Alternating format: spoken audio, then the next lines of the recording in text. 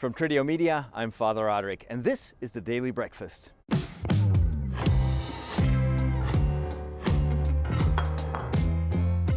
This week I'm in Rome and I'm here on the rooftop of my hotel in the Eternal City. And behind me you can see the dome of St. Peter's Basilica.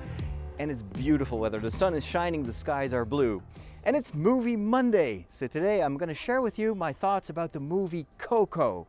This may be one of Pixar's best movies yet. This movie theater is called Julius Caesar, a fitting name for a theater that is right in the heart of Rome. And even though it has a very old title, the inside is actually quite modern, as you can tell. This would be one of the theaters that I would frequently visit as a student when I was still studying communications here in Rome, because I love movies and I just wanted to keep in touch. I remember that in one, I don't remember if it was this one or another one down the road. It was in this area, not far from the Vatican, that I saw the second Jurassic Park movie. There was one downside. I mean, these movie theaters are great. There is one downside of going to the movies here in Italy, and that is that all the movies are not subtitled like we do in the Netherlands, but they are dubbed in Italian. And when you're still learning Italian, you're still trying to master the language, watching a movie at full speed, completely dubbed in Italian, that's quite hard to follow. Fortunately for me, the dinosaurs didn't speak any Italian, so I was good with that movie. But I've sometimes been in other movies where it was so hard to keep track of what was going on. Across the road here, always have to be careful with the traffic, although usually the traffic here is used to pedestrians crossing the road whenever they want, so there's not much risk. But then again, I'm also recording this, so I always have to be a little bit more careful. Oh, you got to see this. This is, by the way, something very typically Italian. If I can, yeah, there you go. These are chestnuts that they're roasting, and then you can buy them in a little paper bag like that. And the smell is delicious. And this guy is just basically, his job is to turn these chestnuts around patiently every single day so that they are ready for consumption. So the Christmas time here in Italy is wonderful. There's just this extra atmosphere. And even now, I'm recording this at the beginning of Advent, there's not that much Christmas atmosphere in this part, but there are still quite a few decorations here in the shops. Like here I'm looking at a window. What kind of shop is this? Oh, it's cigars. And so they've already put up all the nice winter decorations. Very, very nice. But the Christmas time was also, when I was still working here as a student, a great time because we would have had our exams and then we would have basically a couple of weeks to just walk around and enjoy the city. And in my case, go to the movies. And there was one theater, I remember, that actually had movies in English. And I don't know if they were subtitled, but anyway, that would be the place to go to watch the major movies. Let me see, I can probably go to the right here. Yeah, in this direction I go to the Vatican. The movie I want to talk about today, I'm not sure if it's already out here in Italy, is the new Pixar movie. And I'm pretty sure that it will be in theaters here because it's a typical Christmas end of the year type of movie. Actually, it's not just the movie Coco. There is a second movie, almost a second movie that you get for the price of admission of one movie, and that is the sequel to Frozen. Now, as you remember, Frozen was one of Disney's biggest successes, a massive hit, wonderful, wonderful story, but also great songs, great animation, and an ongoing hit, a lasting hit. And so we know that a new movie is in the making, but it's not ready yet. And so for Coco, they decided to do a second, almost like a mini sequel, which is based around Christmas. And of course, the big difficulty to do something with Christmas, especially in our very politically correct times nowadays, is you don't want to offend anyone. Disney, Pixar are worldwide brands, and so they make movies for the entire world.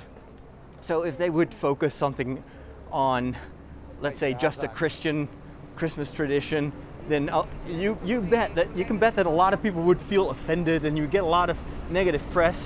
And so they had to somehow combine all these different traditions. And speaking of which, I'm here looking at a window of a shop, and here is the infant Jesus laying in a manger. You've got a statuette of Mary and Joseph, and right beneath that you've got, I think he's called Babbo Natale here in Italy. So Santa Claus. Here's some more Santa Claus puppets. Up there you've got some Christmas owls. That looks more like Harry Potter type of stuff. Here you've got a chocolate Santa Claus. Anyway, even here in the shops in the heart of Rome, you will see different traditions. And so for Pixar, it was of course a challenge. If you want to do something with Christmas, what kind of story are we going to tell? You can't just do a movie about the nativity of Christ. And so I think they did something really, really smart. I'm not going to spoil exactly the story. You'll have to see that for yourself. But it's basically you go back to the castle, to the whatever fairy tale country that these two sisters live in. And they live in this big castle. Of course, they're orphans. I think their parents died. And they want to celebrate Christmas. And for the first time, they decorate the entire palace. And then they want to invite everyone to the party. And everyone has a different excuse. They all come to the castle, but then there are people that need to go to work, others that go to their family. Everybody goes home, basically, which immediately reminded me of the story that Jesus tells about this king who organizes this big party. And nobody wants to come. Everybody has an excuse. And so the king decides to send his messengers to the streets and invite anyone who wants to come. No matter what your social status is or how rich or poor you are, everyone is welcome. And so I kind of sense that perhaps that's the story that they're going to tell. But actually they did something like that, but then it's all about Olaf. You remember the snowman from the song? Do you want to make a snowman? Well, Olaf is also part of this story, and he is going to find Christmas traditions. And he goes from door to door, and he encounters a lot of people from all over the world, and they all share with him their Christmas stories. I think I can cross the road here. Let's see. It's quite busy at this time of the day. It's almost evening, so people are rushing home to be with their families. And I thought it was a very clever way to integrate all these different Christmas traditions in that story. And it also shows you the diversity, because this is not, fairy tale stuff. They actually show real Christmas traditions or end of year traditions from all over the world. And then things go wrong, of course. In any story, something has to go wrong. And ultimately, well, there is a happy end, as you can imagine. But the way they made the ending of the story, I think, came very close again to the Christian message, to the idea that Christmas is not just about the traditions, which can be different wherever you are in the world. It depends on your cultural background, and even on the religion that is part of your heritage. But what a lot of these traditions have in common is that it is a relational season. This is all about people acknowledging that their greatest treasure is the gift of the life of the people that you love. And so that is what this story tells, I think, in a wonderful way. I was very, very surprised by this. And actually, the people in the theater that work in the theater told me that when they first showed Coco, a lot of people started to leave the theater. Families were like, this is not the right movie. This is not Coco. This is Frozen. Because it's like 20 minutes long. It's almost an entire movie. I thought it was quite funny. So anyway, that was the first movie that I can highly recommend, and then it's followed by Coco. Let me turn the camera around here for my viewers and show you how empty it is here. It's quite surprising, if I can figure out how to do that with this gimbal. I'm using this, how'd you call that? It's a device that allows me to stabilize my camera. Of course, those of you that are listening just to the audio are like, well, that's not a problem for us. There you go. But it's kind of, I'm still learning how to use this device. So this is I'm walking down the street that leads to St. Peter's Square. And on Wednesday mornings, when there is a papal audience, and you would line up here, and there would be thousands of people waiting in line, waiting to get in. We're approaching one of the entrance gates to the Vatican. There usually are some guards, some Swiss guards, waiting there, no matter what the weather is. And behind these walls here are all the offices of the people in the Roman Curia, the people that work here. And you know, some people live here, but most people just drive in the morning. And on the other side of the street, you've got the stores, and over here is the tourist district where you have a lot of souvenir shops, as you can imagine, and places where you can buy all your liturgical stuff, but also your Christmas decorations. Why not? This is the moment to get a new presepe, as they call it here. So a little nativity scene. I think presepe means stable. And so this is a commercially interesting time for the shop owners here. So this is the entrance gate that I was talking about. Here on my right, you enter the Vatican. And of course there is, oops, I'm not, I almost got run over because I was telling you that I didn't pay attention to the fact that it was a traffic light here. People are looking at me, you're a priest, you should know better. Anyway, and if you walk a little bit further, there is, they call the Passetto, which is an escape route actually. And it's on top of a big porch, and then it goes all the way to Castel San Angelo, which is a fortress where the Pope could shelter whenever there was a war going on. I don't think he used it that much, but it has been used a few times. And then if we go underneath this big, what is it, archway or a portal, then you see the arches, the colonnades. These are the arms of St. Peter's Square. And I'll walk a little bit further and you'll be able to see the Christmas tree, the big Christmas tree that is placed next to the famous obelisk. And this is the square. It's massive, and it's getting dark, so it's not as busy as it normally is, although there are some people waiting in a line here, and it's probably to get into St. Peter's Basilica. You have to go through security, and that of course takes time. Now I will show you this nativity scene and the Christmas tree in one of my future shows. But for now I want to go back to Coco. How do I get from Christmas back to Coco? I don't think I can do a simple, can build a little narrative bridge here. Well, perhaps because Coco is all about life after death. It's all about heaven.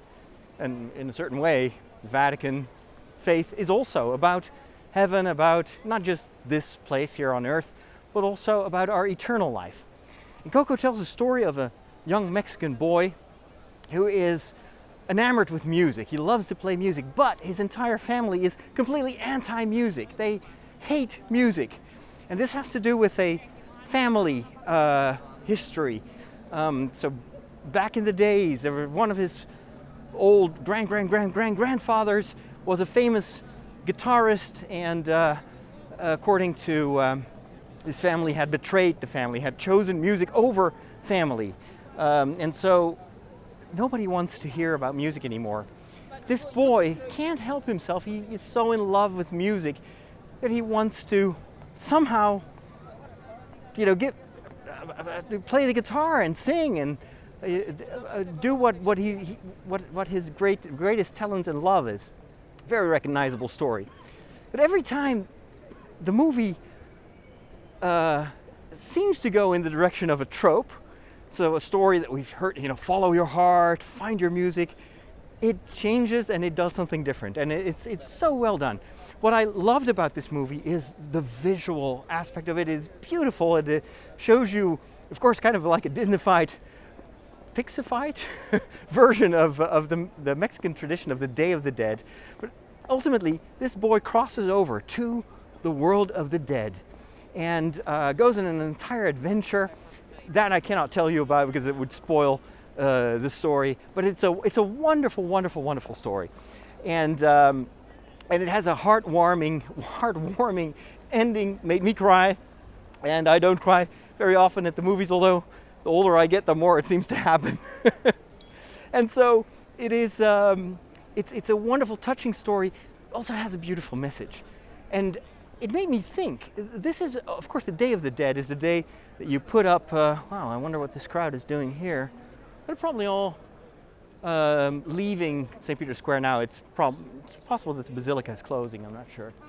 But anyway, so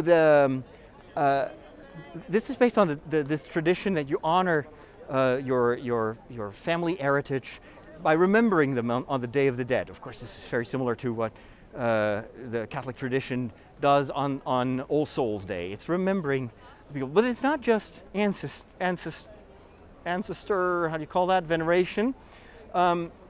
It goes beyond that. The idea is, as long as we remember the dead, then they are not really dead, which is something that you hear often in, let's say, in the popular faith of people as well. And I always have to add something to that. It's not just us remembering people that keeps them alive. Otherwise, and this is also something that is mentioned in the movie, what will happen when nobody remembers you? You vanish. And of course, as a Christian, I believe in eternal life. So I was wondering, how would they show that in this movie? Are they even going to talk about, is it just linked to the memory of the living, your eternal destiny, which would be kind of, a downer for a lot of people that nobody knows and nobody remembers. But then they introduced the concept of the second death. And I think they did that in a very smart way. When the boy is not Coco, that's someone else in the story. You'll discover for yourself. When a boy asks, so what happens if everyone forgets you? When you vanish, that's the second death. Nobody really knows what happens afterward. So they keep it open, and I think that's the proper way to do that. And I would add, as a priest, even if everyone forgets you when you're dead, and that's ultimately going to happen to all of us. Let's make no mistakes. Of course, everyone now remembers Julius Caesar, even though that was a while ago. But most of us will be completely forgotten in a few generations' time. And you don't even know your grandfather and mother. So, but God remembers us. God knows us, and He doesn't forget one single child, not one single person.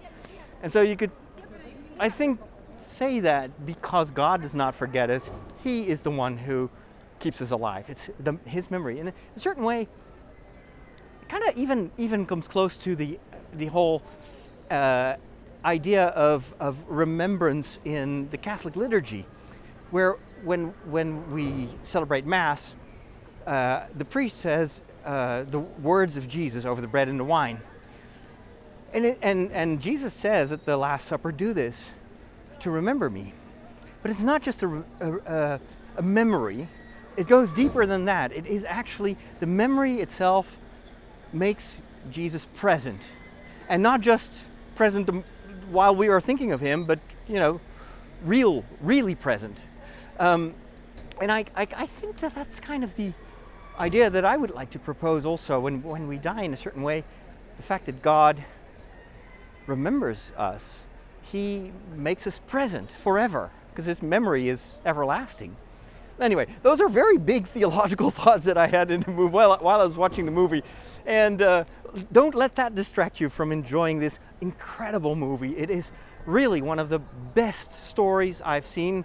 And Pixar is amazing at storytelling, so that's saying a lot. It's also one of the most beautiful animated movies that Pixar has made. So highly, highly recommended. It is such a great movie.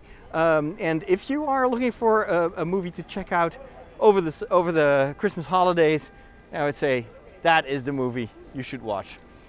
Well, that wraps it up for this episode. This is a nice spot to end it. I'm standing on the street on the Via della Conciliazione looking at the dome of St. Peter's Basilica in the evening sunlight. And it's the end of my first day here in Rome. Check out all the other episodes over at tridio.com and subscribe to the YouTube channel or subscribe to the audio version of this show, to the audio podcast. And you can do that via tridio.com/subscribe. Thanks to all my patrons who make it possible for me to do this work and to bring you these shows.